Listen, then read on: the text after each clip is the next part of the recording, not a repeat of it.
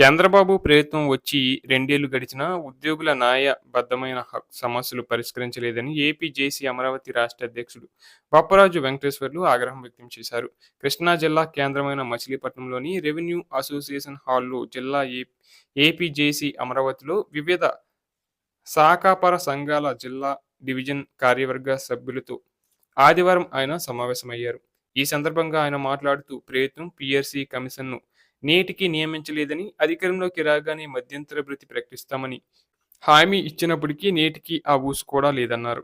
6 నెలలకు ఒకసారి పెరగాల్సిన డిఏను 2 ఏళ్లుగా ప్రకటించలేదన్నారు.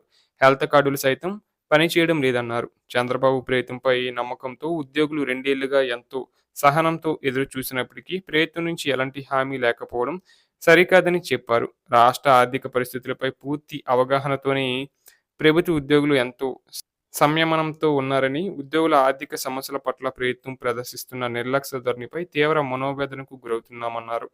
అనంతరం ఏపీ జేఏసీ జిల్లా అధ్యక్షుడిగా ఎన్నికైన ఎంవి శ్యామనాథ్కు ఆయన అభినందనలు తెలిపారు. ఈ కార్యక్రమంలో ఏపీ జేఏసీ అమరావతి అసోసియేటెడ్ అధ్యక్షుడు పని ఫేర్రాజు, కౌశాధికారి Srinivasarao, AP revenue services association జిల్లా అధ్యక్షుడు పేటేటి సత్యనారాయణ, సంఘ నాయకులు లోవరాజు తదితరులు పాల్గొన్నారు.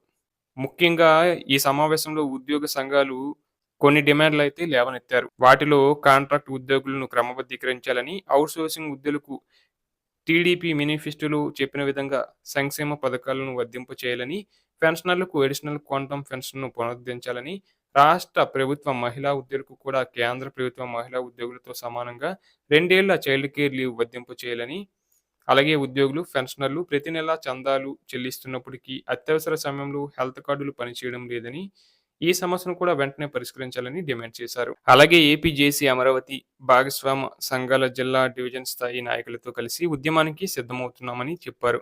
జూలై 10వ తేదీ రాష్ట్రంలోని అన్ని డివిజన్ కేంద్రాల్లో జిల్లా నాయకత్వాల ఆధ్వర్యంలో ఆర్టీఓలకు, ఎమ్మెల్యేలకు వినతి పత్రాలు అందజేస్తామని తెలిపారు. జూలై 12న శ్రీకాకుళం, 21న అనంతపురంలో ఉద్యమ సన్నద్ధం సభల నిర్వహణ చేస్తామని చెప్పారు.